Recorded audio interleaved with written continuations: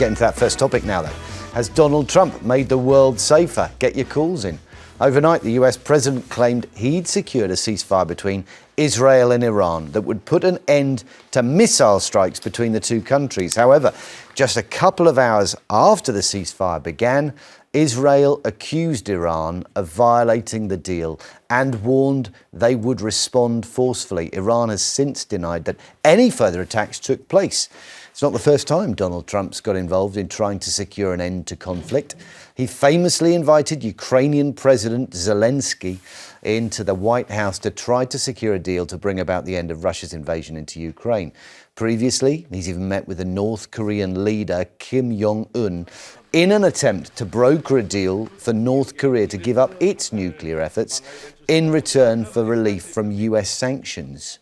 But is anything Trump is doing actually making the world a safer place? I always thought he was about domestic policy and America first. He gets a lot of air miles, considering, doesn't he? He seems to be attempting to make these deals, Kevin. Yeah, and he said he was going to pull the US out of military action, no more adventures in the Middle East, and he's gone back on his word. But that's Donald Trump. He's totally unpredictable, impulsive, reckless, and dangerous. And no, he hasn't made the world a safer place. You don't have to believe me about that. Listen to the United Nations Secretary General, who says the same. Or William Hague, former Foreign Secretary, Conservative, in the Times today, says he makes it more likely that Iran will get a nuclear bomb, and in 10 or 20 years we will find they've either bought one or developed one, because they will now see it as a deterrent after what's happened. They wouldn't have been attacked if they had one. They've been attacked because they didn't have one.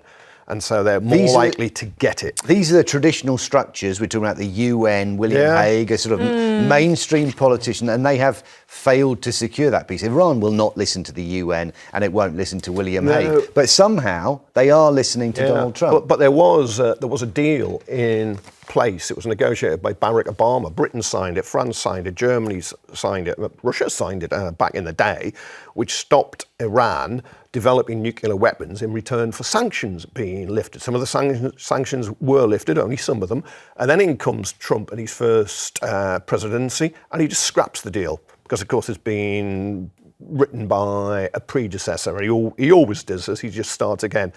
And we lost control of Iran. Now, US intelligence and the International Atomic Energy Agency both said there was no evidence they were developing a nuclear weapon. And Netanyahu, Benjamin Netanyahu, the Israeli Prime Minister, has been itching for years, decades, to attack Iran. Trump has allowed him to do that and then joined the attack. But it doesn't make the world a safer place. In the end, you need a deal in place to stop Iran becoming the 10th country in the world to have nuclear weapons. It seems to me somebody who self-professes that he does the art of the deal is applying the principles of doing a business deal to global politics. And those two things don't work necessarily, do they? This is a long-term game. But the thing is, global politics haven't worked with Iran, have they? I mean, they have been a very dangerous rogue state for 40 years now.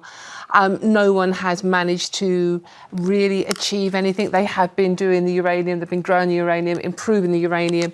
The amount of uranium they've got now is almost weapons grade. Why they've been doing that? So none of the deals that have been done in the past have stopped that. They have been doing that. There isn't a deal now. It didn't happen when there was a deal. Trump, in his first presidency, ripped up the deal. Yeah, but the deal wasn't working in the first place because it wasn't, Kevin, because they've been building this up over. They've been building this up over the last 40 years. Yes, they have. And the problem with Iran, there's no evidence they were developing a. And there's no evidence they weren't. It's a vile regime in Tehran. To oppose bombing Iran doesn't mean you support the regime. This is rather like Iraq in 2003, where if you opposed invading Iraq and it went disastrously wrong, we were told they had nuclear weapons. No, they didn't. It didn't mean you supported Saddam Hussein. No, of course. But the problem, Kevin, no one knows what is really going on. You don't know, I don't know. We can't believe what they say. So the question is, can Donald Trump, is the world a safer place with him here? Technically, he is one of the few people in the world that could achieve peace in this situation. And will. And those are two different things. Well, no, absolutely. You talk about Iran as a rogue state. A lot of people would look at Israel and say the way that they are behaving is typical of a rogue state. And he could be enabling that. Yeah. That's one of his allies. The situation I personally find with Iran, obviously I'm not a politician, I'm not a military expert, but Iran, they follow a death cult there. It's Islamist.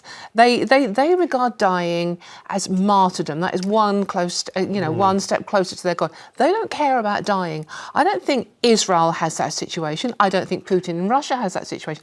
I don't think North Korea has that situation. I think what he's done, though, is what he's done rally the people of Iran, who may have been, Still 70% of them don't agree with the regime they currently have in charge of Yeah, them. but how many more are drawn to it because of the attacks from Israel? Well, from what how many will rally to the flag because of that situation? From what we're hearing at the moment, certainly from the women's groups that I've been following and have been getting messages out of Iran, they are pleased that this has happened. Certainly the women, they have had enough of this regime. They want change. I think you'll find that what Trump has effectively done is, if you're in Iran and you're an internal opponent of that regime, and there are lots of them. Absolutely. It's a very young, vibrant country, but it's got a very theocratic system imposed on it, and there is no death cult. They execute more There is no people. death cult, which is They why execute more the people than any other country in the world. Which is why Ayatollah Khomeini, the supreme leader, was in hiding because he didn't want to be killed. It's not a death cult, but they will now be worried that they will be branded puppets of Trump by the regime if they oppose that regime. Let's take some of your calls. Martin's in North Yorkshire. Do you feel safer with Donald Trump in the White House, Martin? Not at all. Not at all. Yeah. At the end of the day, what's going on in the Middle East, he's jumping on the back of it. I was talking to my missus this morning, and all he's got his intention of it's like he wants world domination. Yeah, he is bullying other countries to do and to make him look good. You know what I mean? At the end of the day, they dropped a bomb on a nuclear power station. What damage has that done?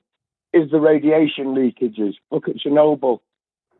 Yeah, he is absolutely putting this world to destruction. Is there some value, though, Martin, in making those world leaders fear that unpredictability?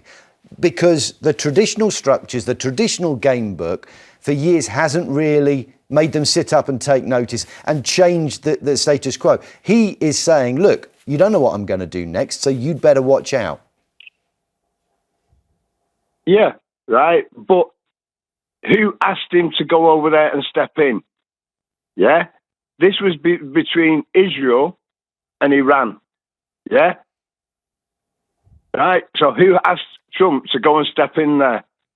I mean, he's the leader of the free world. That's the title that goes with being president of the United States. He's the one that can speak up for democracy and say, we need peace. We need to have democratic structures in place where people are represented. Is that not part of his role globally to do that? Who else is going to do it? Lead by example.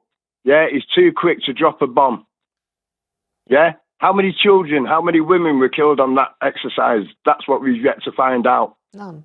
Well, I mean, the reality is we don't know from what Iran tells us, what Tehran tells us about those attacks and the results of them. That's all we've got to go on. And they certainly make claims that there have been civilian victims of those attacks.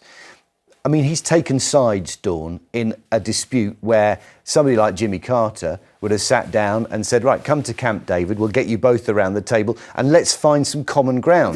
Whereas he's taken sides with Israel. Well, the interesting thing with Trump, he, as you said, Kevin, he won the presidency on a promise of being a president of peace. No more foreign wars, no more long wars in foreign places. That is how he was elected. So obviously, it appears he has gone back on that straight away.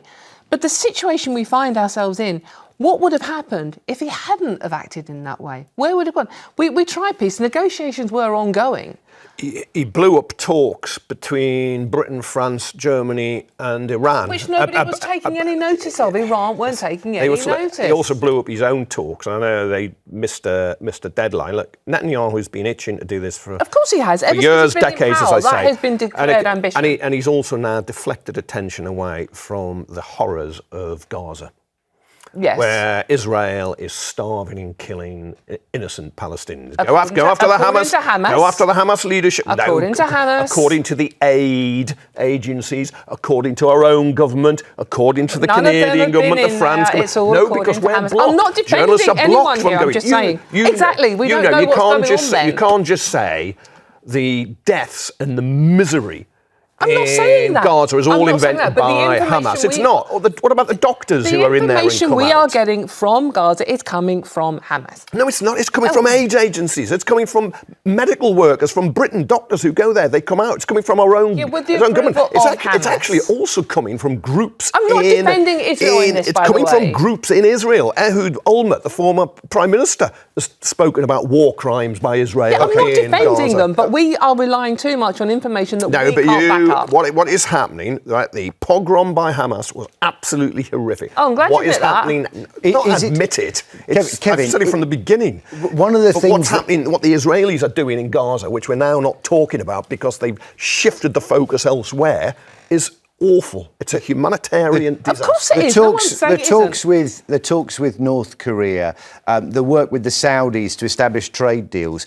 Are we going to ignore those? Are we going to India, Pakistan? Yeah, India, Pakistan. The work that's been done there to heal old wounds and make new relationships. Are we going to ignore those? Or are we going to say actually that is part of the structure that means you have some kind of shaky alliance around the world to open up debate, to open up negotiations? Which you need. Like, I mean, it's a horrific regime in Saudi Arabia, how it treats people and sponsors terror around the world, around the Middle East itself. But because they sell us oil and buy our arms, they're seen as friends. And we all forget Mohammed bin Salman, the crown prince, the de facto leader, had Jamal Khashoggi butchered and his body cut up in an embassy in Turkey. Look, the world's a difficult, dangerous place, and the whole idea is to get rules that will make it better.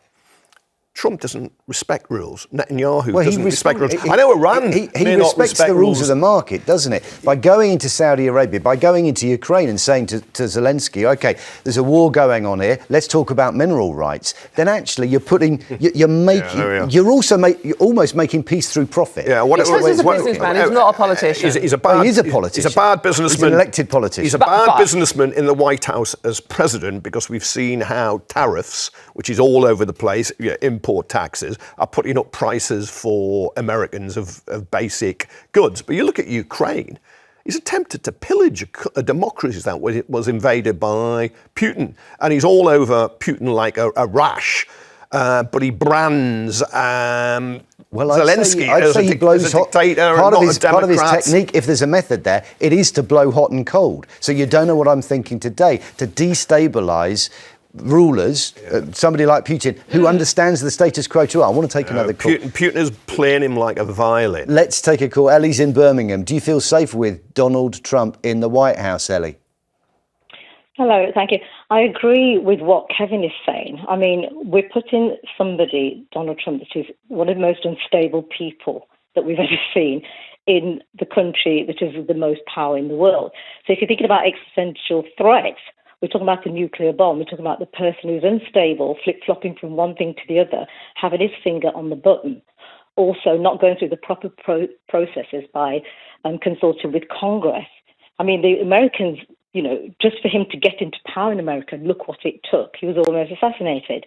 I'm not pro-Muslim, I'm not pro-Christian, I'm not pro-anything, but I'm taking a bird's eye view of everything, and I'm looking at what's going on. It's almost like the West is saying, we have the moral high ground. Now, the people who've created and dropped nuclear weapons is the West. How do you think the rest of the world view that? Twice, in Nagasaki, Hiroshima, the people who could potentially do it again is the West. We've just got history to look at. Do you think, Ellie, that we're all being hoodwinked by Donald Trump into thinking that this flip-flopping is part of some master plan of disruptive technique, when in fact what he has got is a short attention span? Is that what we're looking at? He's definitely got a short attention span. It's a very kind of sort of narcissistic, self-promoting person. Would you give him the keys to your house, let alone the finger on the button, so to speak? I mean, this is a dangerous time. And, we talk about, we're saying the Islamists are going, they're very kind of death-seeking. But would they wipe out the whole entire world? Because, Donald Trump doesn't understand world history. He doesn't understand geopolitics. We've put him in control of all our lives. We've taken, we've moved away. Ellie, sorry to interrupt, but we haven't. We didn't vote for him. Matt, Kevin, we and I didn't had nothing. Vote for him. The British public didn't. The Americans voted. It's a democratic with all due election. respect, with all due respect, we're just parroting what America says. If America says jump, we say how high. We haven't even got the principles. Okay, So Ellie, thank you for your call. Thanks for your call. I want to move on and take another one though, because Mark's in Dorset. Mark, do you feel safer with Donald Trump with the keys to the White House and getting involved in global politics in a way he said he wouldn't? Good morning, Matthew and Dawn and Kevin on the show. I just don't see how anyone can not see what's happening here. This is exactly the same as 2003. I'm sorry, but we've been down this road before. Oh, they've got this, they've got that. When in fact the IAEA, or what the name of the company is, the organisation that monitors all of this kind of thing, they've been saying for years they are nowhere near having anywhere near enriched uranium enough to make a nuclear bomb. So why are we going down this road again? You're right, it's like Iraq all over again. They keep coming back, the warnings of nuclear weapons, 45 minutes to attack, you can somehow bomb a country into democracy and peace. It didn't work then, it won't work then. Then there was a blowback in Britain with terrorism. I'm hoping that won't happen. There's Al-Qaeda is a Sunni Muslim organisation, Arab organisation, Iran's Persian and Shia. But talked yesterday how Keir Starmer's been forced to tread a very difficult diplomatic life, backing action but paying no part in it. Whether that takes the target off of UK, as a target. Well, I hope it does.